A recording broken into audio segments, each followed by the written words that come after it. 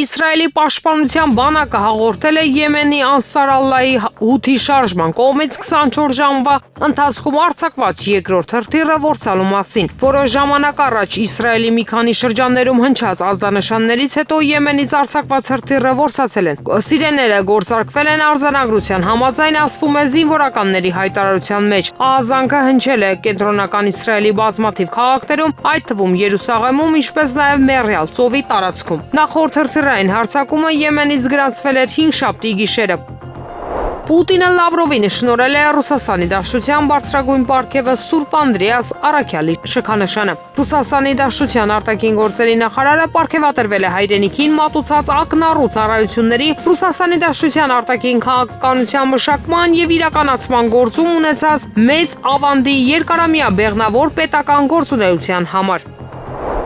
Լրագրող Բիլ Օ'Րեյլին ԱՄՆ նախկին նախագահ Ջո Բայդենին անվանել է զոմբիով, նույնիսկ չի կառավարել երկիրը իր նախագահության տարիներին, իր ֆիզիկական եւ հոգեկան առողջական խնդիրները ի հայտ գալուց հետո։ Նրա խոսքերը մեջբերում է News Nation-ը։ Նա որոշում չի կայացրել, այստեղ դուք սխալվում եք, նա զոմբի էր։ Բայդենը չէր ղեկավարում կառավարությունը, նա չէր կարող անել այդ աշխատանքը, ասել է Օ'Րեյլին։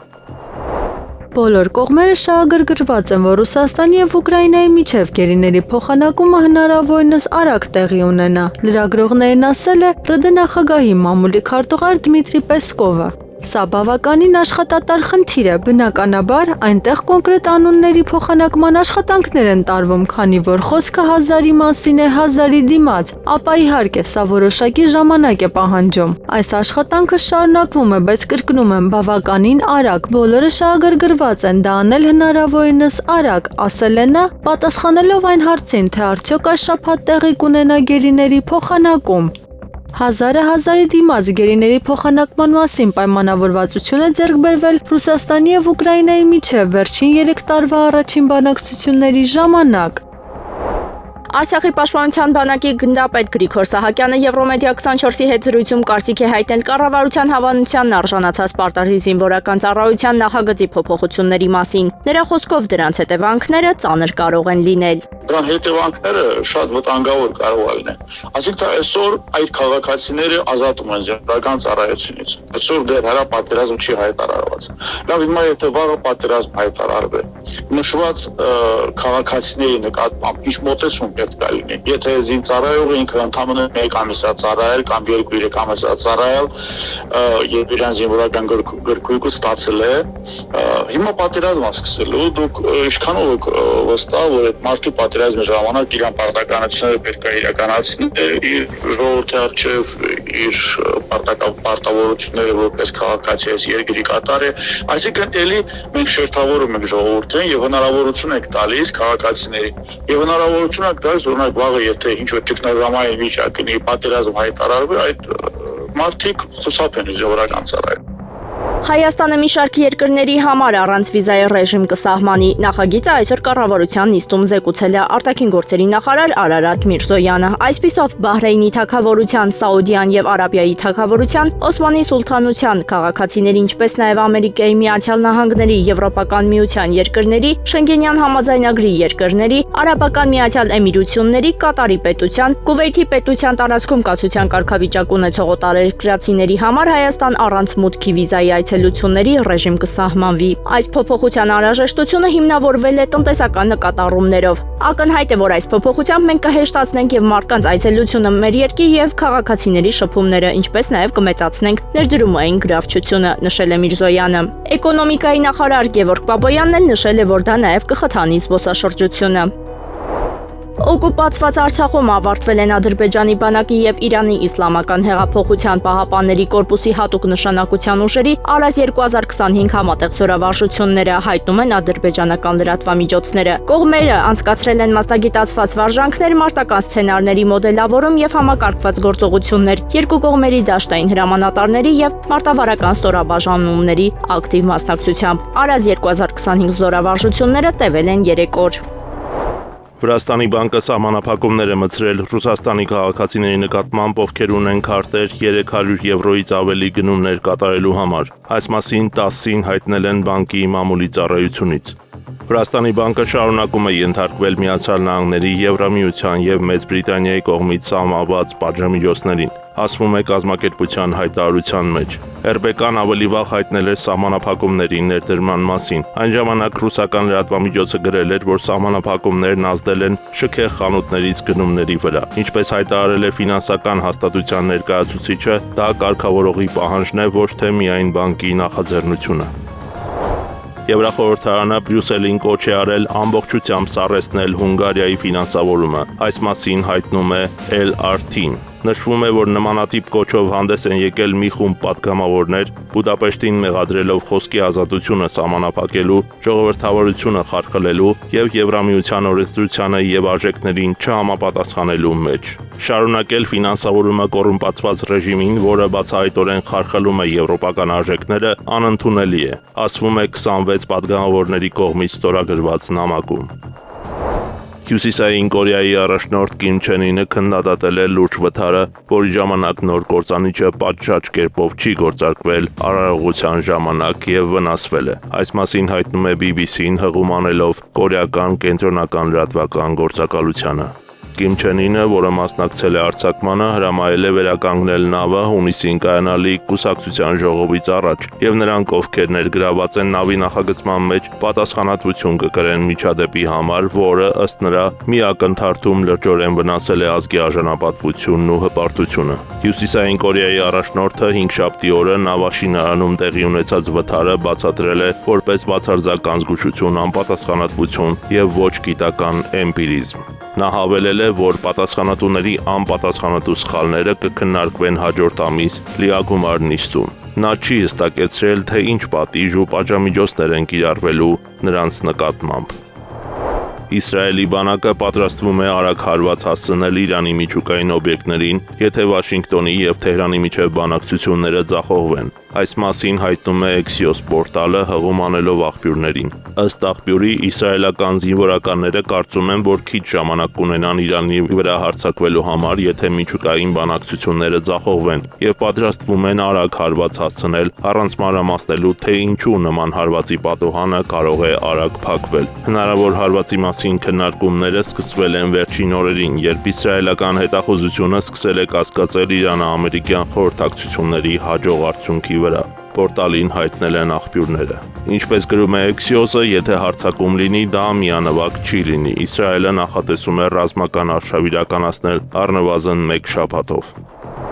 Ուկրաինայի խաղաղ գործընթացում Միացյալ Նահանգների ներգրավվածության պահպանումը կանցլեր Ֆրիդրիխ Մերցի օրոք Գերմանիայի կառավարության արտաքին քաղաքականության առաջնահերթություններից է։ Այդ նպատակով նա առաջարկել է այդ հարցով տեխնիկական հանդիպում անցկացնել եվրոպական երկրների եւ Միացյալ Նահանգների միջև, գրում է Bild թերթը։ Այս առաջարկը նա արել է մայիսի 19-ին Եվրամիության, Ֆրանսիայի, Իտալիայի, Ֆինլանդիայի եւ Գերմանիայի ղեկավարների եւ Միացյալ Նահանգների նախագահ Դոնալդ Թրամփի հեռախոսազրույցի ժամանակ։ Երբ Թրամփը զրույցի ժամանակ հասկացրեց, որ Վաշինգտոնը դուրս է գալիս խաղաղ գործընթացից, քանի որ Ռուսաստանն ու Ուկրաինան ուղիղ բանակցություններ են վարելու, բոլորը շունչը պահեցին։ Նկարագրում է թերթը եվրոպացի առաջնորդների արձագանքը։ Նրանք չէին համարձակվում Թրամփին հարցնել, թե կոնկրետ ինչ նկատի ուներ նա դրանով, քանի որ մտավախություն ունեին, որ նա կհայտարարի Ուկրաինային ԱՄՆ աջակցության ամբողջական դադարեցման մասին։ Թրամփի խաղաղ գործընթացից դուրս չգալը Ֆրիդրիխ Մերցի արտաքին քաղաքականության կարևոր նպատակներից մեկն է, գրում է թերթը վկայակոչելով կառավարական շրջանակների աղբյուրները։ Իսրայելի վարչապետ Բենյամին Նեթանյահուն հրամայել է ուժեղացնել անվտանգությունը իր երկրի բոլոր դիվանագիտական ներկայացուցչություններում Վաշինգտոնում իսրայելցի 2 դիվանագետների սպանությունից հետո։ Ես հրահանգներ եմ տվել ուժեղացնել անվտանգության միջոցառումները Իսրայելի առաքելություններում ամբողջ աշխարհում, ինչպես նաև պետության ներկայացուցիչների անվտանգությունը, ասել է Նեթանյահուն վարչապետի գրասենյակի տարածած հայտարարությունների համաձայն։ Խոսելով ԱՄՆ մայրաքաղաքում տեղի ունեցածի մասին, նա կարծիք է հայտնել, որ ողբերգությունը Իսրայելի դեմ հրահրման եւ հակասեմականության հերթական դրսեւորման արդյունքն է։ Մենք ականատես ենք Իսրայելի պետության դեմ հակասեմականության եւ վայրագ հրահրման սարսափելի գնին։ Իսրայելի դեմ արյունալի զրպարտությունները արյուն են թափում եւ պետք է պայքարել մինչեւ վերջ։ Իմ սիրտը ցավում է երիտասարդի եւ կնոջ ընտանիքների համար, որոնց կյանքը կարճացրել է ստոր հակասեմական մարդասպանը, ասել է Նեթանյահուն։ Վարչապետի աշխատակազմի հաղորդմամբ ահաբեկչության լուրից հետո Նեթանյահուն զրուցել է Միացյալ Նահանգներում Իսրայելի դեսպան Յեչիել Լեյթերի եւ ԱՄՆ գլխավոր դատախազ Փամ Բոնդիի հետ, որոնք նրան հայտնել են տեղի ունեցածի մասին այս պահին հայտնի բոլոր մանրամասները։ Առնվազն 14 մարդ է զոհվել 5-շաբթի Գազայի հատվածին Իսրայելի նոր հարվածների հետևանքով։ Այս մասին հայտնում է կատարյան Ալ Ջազիրա հեռուստաալիքը։ Հարձակումներից մեկը եղել է Դեյր Էլ-Բալահի պահեստին, որտեղ տեղահանվածներ են եղել, ինչի հետևանքով 9 մարդ է զոհվել։ Իսրայելական բանակը շարունակում է հարվածներ հասցնել Գազայի հատվածի կենտրոնական եւ հյուսիսային շրջաններին, նշում է հեռուստաալիքը։ Իսրայելի վարչապետի գրասենյակի խորհրդական Դմիտրի Գենդելմանը մայիսի 18-ին ասել է, որ Իսրայելի պաշտպանության ուժերը թևակողել են Գեդեոնի կարգեր գործողության վճռական փուլը Գազայի հատվածում արմատական համաշարժումը ջախջախելու նպատակով։ ԱՄՆ ռազմածովային ուժերի կործանիչները իրականացրել են պատմության մեջ ամենամեծ ավիահարվածը 56,000 կիլոգրամից ավելի զինամթերք նետելով ահաբեկիչների դիրքերի վրա։ Այս մասին հայտարարել է ԱՄՆ ռազմածովային ուժերի օպերացիաների ղեկավարի պաշտոնակատար Ջեյմս Քիլբին։ Հարի Թրումանը եւ նրա հարվածային խումբը Սոմալիում ձեռնարկել են պատմության մեջ ամենամեծ ավիահարվածը 125,000 ֆունտ մեկ նավից։ Մեջբերվում է ծովակալ Քիլբիի խոսքերը։ Պաշտպանության նախարարության խոսնակը պարբերականին հայտնել է, որ գործողությունը մեկ ռմբակոծություն, որին մասնակցել են մոտ 16 F-18 Super Hornet ինքնաթիռներ, տեղի է ունեցել փետրվարի 1-ին Կարմիր ծովում։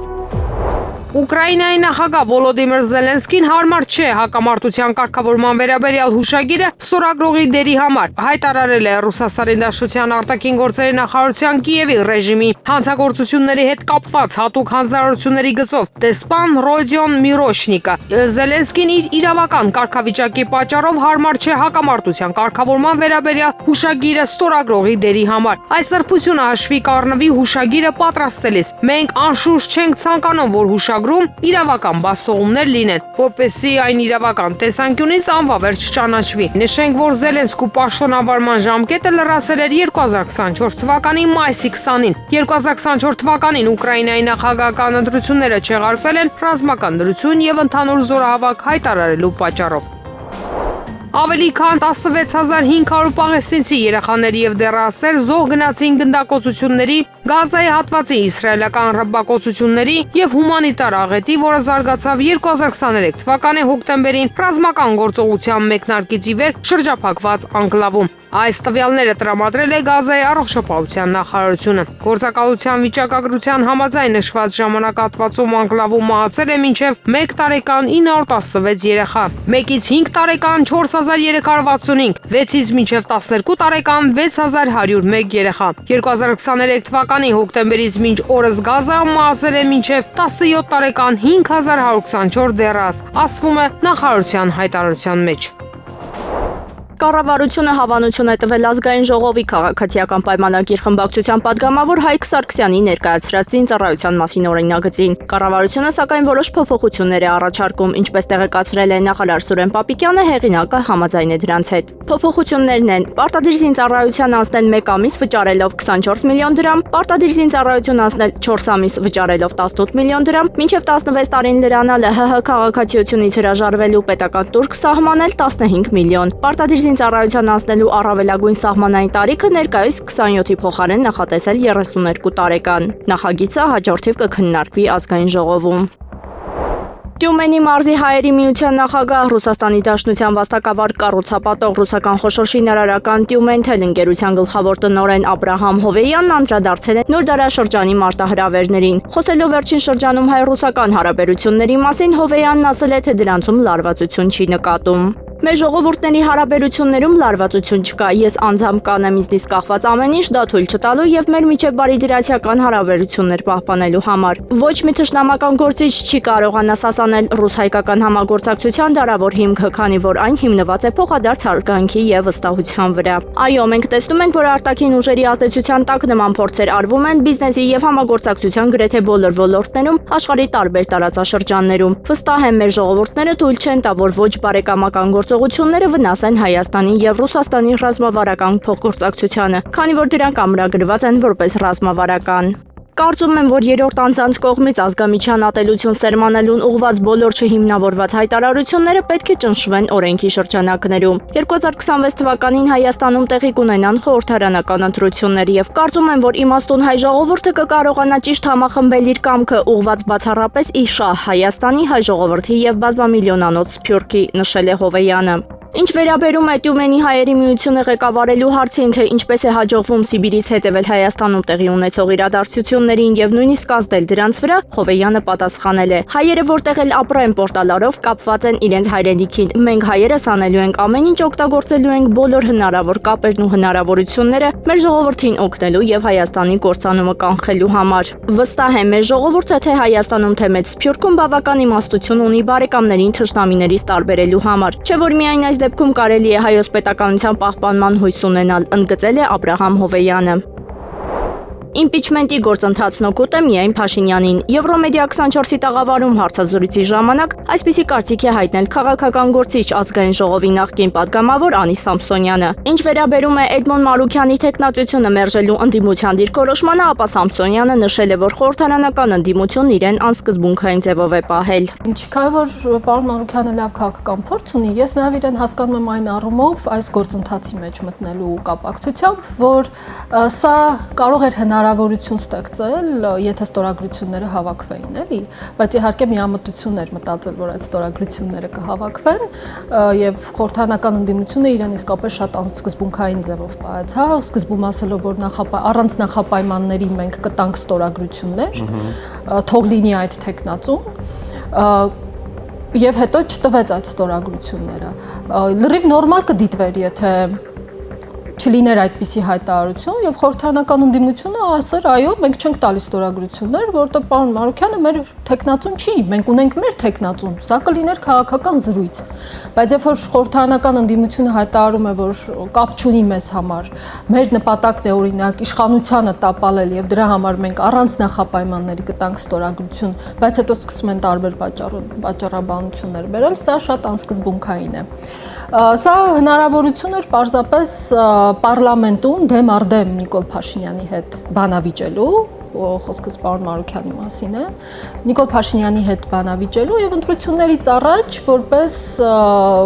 Նիկոլ Փաշինյանի հետ բանավիճած տեխնացու դիրքավորվելու, հա։ Այսինքն սա նորմալ է, սա քաղաքական քայլ է, բայց այստեղ մի քիչ պակասում է հեռատեսությունը, հասկանալով, որ այս ստորագրությունները չեն տրվելու, այս գործընթացը տեղ չի հասնելու եւ սա կարող է ընդհանուր բացասական ֆոն ստեղծել ընդհանուր բոլոր ընդդիմադիր քաղաքական դաշտի նկատմամբ եւ սա ուժեղացնում է բացառապես միայն Նիկոլ Փաշինյանի դիրքերը։ Սա օգուտ է իշխանությանը։ Ադրբեջանի եւ Հայաստանի միջև զինված հակամարտության իրական ռիսկ կա եւ Միացյալ Նահանգները փորձել է կանխել այն, հայտարարել է ԱՄՆ պետքարտուղար Մարկո Ռուբիո։ Մեր հիմնական նպատակն է փորձել ապահովել խաղաղություն Ադրբեջանի եւ Հայաստանի միջև։ Այնտեղ կա հակամարտության իրական ռիսկ, որը մենք փորձում ենք կանխել, ասել է նա ներկայացուցիչների պալատի արտաքին հարաբերությունների հանձնաժողովի լսումների ժամանակ։ Ռուբիոն հավելել է, որ Վաշինգտոնը նաեւ զբաղվում է Ադրբեջանում բանտարկյալների եւ մարդու իրավունքների հետ կապված հարցերով։ Ճշմարտությունն այն է, որ մենք ստիպված ենք գործ ունենալ այն երկրների հետ, որոնք շատ դեպքերում չունեն կատարյալ մոդել, սակայն մենք պետք է նրանց հետ շփվենք մեր ազգային շահերից ելնելով եւ պետք է հավասարակշռենք այդ ամենը ազգային շահերը եւ դիվանագիտությունը, ասել է պետքարտուղարը։ Մոսկվայի Շերեմետյևո օդանավակայանում ինքնաթիռների ժամանման եւ մեկնման ժամանակավոր սահմանափակումներ են մտցվել, իր տելեգրամ ալիքում հայտնել է Ռոսավիացիայի մամուլի քարտուղար Արտյոմ Կորենյակոն։ Շերեմետյևո օդանավակայանում ժամանակավոր սահմանափակումներ են մտցվել ինքնաթիռների ժամանման եւ մեկնման վրա։ Օդանավակայանը ժամանակավորապես չի ընդունում կամ չի ուղարկում չվերթներ։ Գրել է նա, ավելի վաղ ժամանակավոր սահմանափակումներ էին մտցվել օդանավակայանի գործունեության վրա։ Մոսկվայի քաղաքապետ Սերգեյ Սոբյանինը հայտնել է Մոսկվա թռչող եւս մի քանի անօդաչու թռչող սարքերի ոչնչացման մասին։ Մոսկվա թռչող եւս 3 անօդաչու թռչող սարքեր են ոչնչացվել։ Արտակարգ իրավիճակների ծառայությունների մասնագետները աշխատում են ընկած բեկորների տեղում, գրել է Սոբյանինը իր Telegram ալիքում։ Ավելի վաղ Սոբյանինը հայտնել էր, որ հոբ ուժերը ոչնչացրել են մայրաքաղաքի ուղղությամբ թռչող 4 անօդաչու թռչող սարք։ Ուկրաինայի նախկին նախագահ Պետրո Պորոշենկոյի գործով հետաքննությունն ավարտվել է։ Նա մեղադրվում է պետական դավաճանության մեջ։ Այս մասին հաղորդում է Ուկրաինսկայա Պրավդա հրատարակությունը։ Հետաքննության տվյալներով պետության նախկին ղեկավարը Դոնբասից Ուկրաինա ավելի քան $50 միլիոն ածխի մատակարարման գործի մասնակից է։ Պորոշենկոյի դեմ գործեր են հարուցվել ահաբեկչության, ֆինանսավորման, պետական դավաճանության եւ ահաբեկչական կազմակերպության ստեղծման հոդվածներով։ Քաղաքական գործին սպառնում է մինչև 15 տարվա ազատազրկում։ Լրագրողները նշել են, որ Պորոշենկոյի գործը մի քանի տարի չի քննվել։ Հետաքննությունը նրանց ակտիվացել է Ուկրաինայի նախագահ Վոլոդիմիր Զելենսկու կողմից քաղաքական գործի դեմ պատժամիջոցների սահմանումից հետո։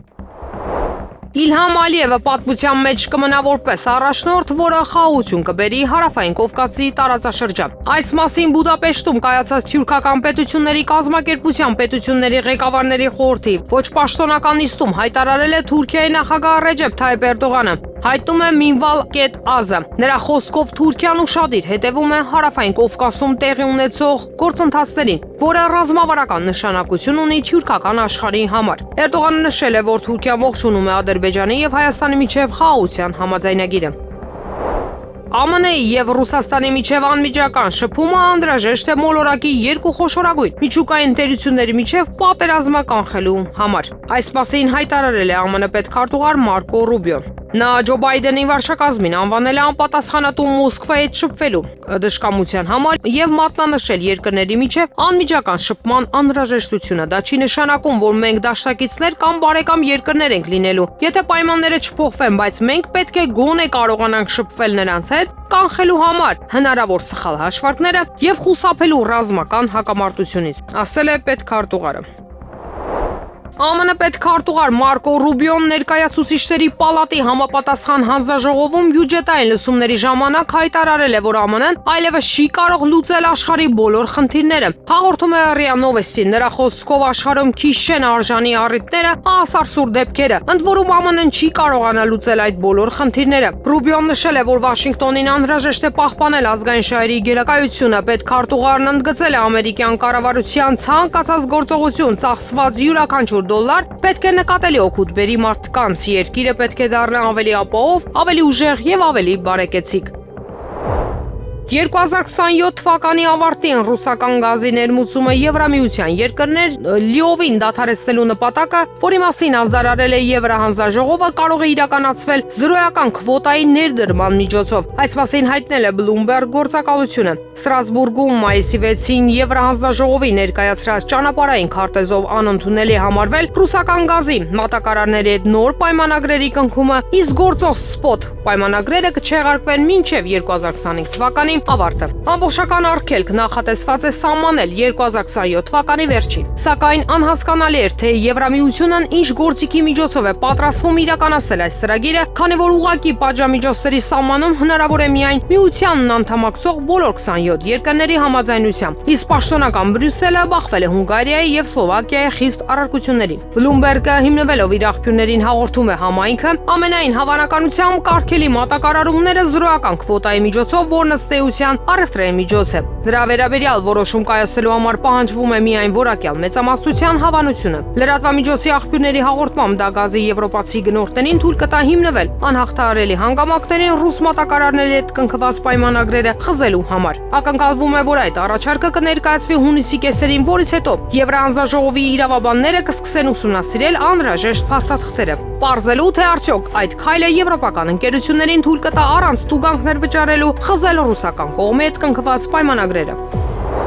Նոր նշանակումներ են եղել Պաշտպանության նախարարությունում։ Հիմք ընդունելով վարչապետ Նիկոլ Փաշինյանի առաջարկությունները, նախագահ Վահագն Խաչատուրյանը ստորագրել է հրամանագրեր, որոնց համաձայն գնդապետ Համլետ Լևոնյանը նշանակվել է Պաշտպանության նախարարության սպառազինության եւ տեխնիկական ապահովման վարչության պետ։ Գնդապետ Ռուբեն Պապյանը նշանակվել է Պաշտպանության նախարարության խաղաղապահ ուժերի բրիգադի հրամանատար։ Հայաստանի կառավարությունը բացասական եզրակացություն է տևել Հայաստան խմբակցության առաջարկած ՀՀ քրեական օրենսգրքի փոփոխությունների նախագծին, որով առաջարկվում էր քրեականացնել Հայոց ցեղասպանության շղթումը։ Համապատասխան որոշումն ընդունվել է կառավարության այսօրվա նիստի ժամանակ։ Կառավարությունից նշել են, որ նախագծով առաջարկվող փոփոխությունների նպատակահարմարությունը բացակայում է։ Հայաստանի Հանրապետության վարչապետ Նիկոլ Փաշինյանը մայիսի 22-ից 23-ը կգտնվի Կարճատև արձակուրդում։ Կամուրջ քաղաքացիական նախաձեռնության համահիմնադիր Արման Աբովյանն անդրադարձել է 3 Հայաստանի Հանրապետության եւ Ռուսաստանի Դաշնության արտգործնախարարների հանդիպման ժամանակ ԱԳՆ շենքի դիմաց բողոքի ակցիա իրականացնողների խմբին։ Խոսքն Արման Բաբաջանյան, Արթուր Սաքունց, Տիգրան Խզմալյան թևի մասին է։ Նրա կարծիքով այդ անձանց նպատակը Ադրբեջանի շահերը սպասարկելն է։ Արևմտամետ կլինի մարդը, չգիտեմ, իրանամետ կլինի, հնդկամետ կլինի, ռուսամետ կլինի, ինչամետ ուզում լինի, առանցքային պետքա լինի յուրաքանչյուր գործընթացի ներքո հայկական շահը, այսինքն Հայաստանի Հանրապետության շահը։ Բոլոր հոռոմտատու հեքիաթները, ռուսների մասին կամ թեկուզ եվրոպացիների, ամերիկացիների եւ այլն, հեքիաթներ տարբեր չէ կոնոտացիայով կամ դրական եւ բացասական, որոնք տարածում են այդ ուժերը, իրենք ունեն միայն մեկ շատ հստակ պարզ նպատակ՝ կտրել Հայաստանին, կոտրել Հայաստանի անվտանգային ճարտարապետությունը, որի մասին այսօր նախարարները խոսում են, Միրզոյանը ու Լավրովը, եւ ըստ էության ավելի բարենպաստ պայմաններ ստեղծել նույն թուրք-ադրբեջանական տանդեմի համար հետագա հակահայկական նախագծերի իրականացնելու կտրվակով։ Այստեղ պետք է դուրս գալ, հասկանում եք, այդ ռուսամետ, չգիտեմ, արևմտամետ, եկեք դուրս գանք մի պահ հասկանանք, ում է ըստ էության ձեռնտու ներկա ստեղծված աշխարհակաղակական իրավիճակում առավել սրել հարաբերությունները մի պետության հետ, ում հետ գոնե մենք դե յուրե ունենք ինչ-որ մի փաստաթուղթ, դե յուրե, հա։ Եվրոմեդիա 24-ի տաղավարում Դավիթ Խաչակյանն անդրադառնալով հարցին, թե ինչպես ստացվեց, որ մինչև իր տեխնացությունը առաջադրել է, Էդմոն Մարուկյանը անիրատեսական էր համարում իմպիչմենտի գործընթացը, բայց երբ իրեն առաջադրեցին միանգամից, կարծիքը փոխվեց եւ համաձայնվեց։ Նախաձեռնությունը անիրատեսական էր առանց պարոն Աղազարյանի եւ պարոն Աստանյանի, որոնց տեսակետը մինչ այդ հայտնի չէր։ Պատիվ ունեմ ասում էր Հայաստան դաշինք, դու առաջադրի տեխնացու, Հայաստան դաշինքը պատիվ ունեմին ասում էր դուք առաջադրեք։ Իրար հետ մրցում էին, փոխանակ գնան իշխանության հետ մրցեն, իրանք իրար հետ են մրցում։ Սա հին պատմություն է, Սերժ Սարգսյան, Ռոբերտ Քոչարյան, հին վեճն է, իրենց երիտասարդները իրար հետ գզվրտվում են։ Հարց չկա։ Մենք էլ ասում ենք եղբայր, այստեղ իմպիչմենտի գործընթաց չկա։ Երկուսն էլ փորձում են իրար դաշտ գնդակներ։ Բայց դրանից հետո հայտնվում է եւս երկու մանդատ, որոնք կորցրել է ընդդիմությունը առանց այս երկու հավելյալ մանդատների չի կարող այդ նախաձեռնությունը անել։ Եվ երբ պարոնայք հայտարարում են, որ մենք կարող ենք մեր մանդատները եւս դնել եւ իրականացնել իմպիչմենտի գործընթաց, իրավիճակը ամբողջությամբ փոխվում է։ Այդ երկու կորցրած մանդատը ընդդիմության վերականգնվում է։ Ես դες այլ բան էլ ասեմ։ Հարց չի առաջանում Հայաստան դաշինքը, որ հայտարարություն է տարածում, ասում է մեզ բերեք 8 մանդատ, չէ՞, որ մենք էլ մեր 28-ը տանք։ Պատիվ ունեմ ի սկզբանե խորհրդարանը անցել 7 մանդատով։ Այն իրանց մի կորցրած մանդատը Գեգամ Նազարյանի, էդ էլ էի պատիվ ունեմից ուզում։ Շատ լավ ուզում էին հիմա Աղազարյանն ու Ասլանյանը ասում են մենք ունենք տեխնացու բերում ենք։ Մինչ այդ իրենք տեսել են չէ՞ հայտարարությունը, որ պատիվ ունեմ ասում մենք չունենք տեխնացու, առանց որևէ նախապայմանի կմիանան։ Բայց հիմա արդեն տեխնացու կա, բայց իրենք համաձայն չեն։ Դա նշանակում է, որովհետև ասում են չենք ուզում Նիկոլ Փաշինյանին, մեկ այլ դա Փաշինյանը նշանակում է, որ պատիվ ունեմը իր առաջնորդով հանդերձ հերթական անգամ խաբեց մարդկանց, փորձեց շախմատային կոմբինացիա անի եւ ինքը մնաց այդ կոմբինացիայի տակ։ Ինչու՞? Որովհետեւ իրենք կարծում էին, որ Հայաստան դաշինքի դաշտն են գնդակ նետում, որ ասեն դե դուք առաջադրեք, ասենք Քոչարյանի տեխնացությունը մենք կմիանանք։ Վերջում էլ բնականաբար այդ գործընթացը կձախողվեր, որովհետեւ այսպես թե այնպես երկու մանդատ իրենց պակասում էր։ Դրա համար ասում էր առանց որևէ նախապայմանի կմիանանք։ Մեկ էլ հենց իրենց ասեցին դե առանց որևէ նախապայմանի եկեք միացեք։ Պարզվեց, որ իրենք շարքային խափե բաներ են։ Ինչ է նշանակում Նիկոլ 1-ին Նիկոլ 2-ով չենք փոխարինելու։ Կներեք 10 տարուց ավելի իշխանություն Նիկոլ Փաշինյանից պաշտոն է ստացել հասկացանք։ Թող իրենք առաջադրեին ինչ-որ մեկին, ով որ Նիկոլ Փաշինյանից պաշտոն չէր ստացել, ասեին սա մեր տեխնացուն է, դիմում ենք բոլորին, եկեք միացեք։ Եղանակը առաջիկա օրերին։ Երևանում մայիսի 22-ից 3-ը, 23-ին, 25-ից 26-ին սպասվում է առանց տեղումների եղանակ։ Մայիսի 24-ին ժամանակ առ ժամանակ, 27-ի երեկոյան ժամերին սպասվում է կարճատև անձրև եւ ամպրոպ։ Ամպրոպի ժամանակ քամուշ գնացում։ Մարզերում մայիսի 22-ից 3-ը, 23-ի գիշերը եւ 26-ին սպասվում է առանց տեղումների եղանակ։ Մայիսի 23-ին ուշ երեկոյան ժամերին, 24-ին ժամանակ առ ժամանակ, 25-ին եւ 27-ին կեսօրից հետո առանձին շրջաններում սպասվում է կարճատև անձրև եւ ամպրոպ։ Օդի ջերմաստիճանն էապես չի փոխվի։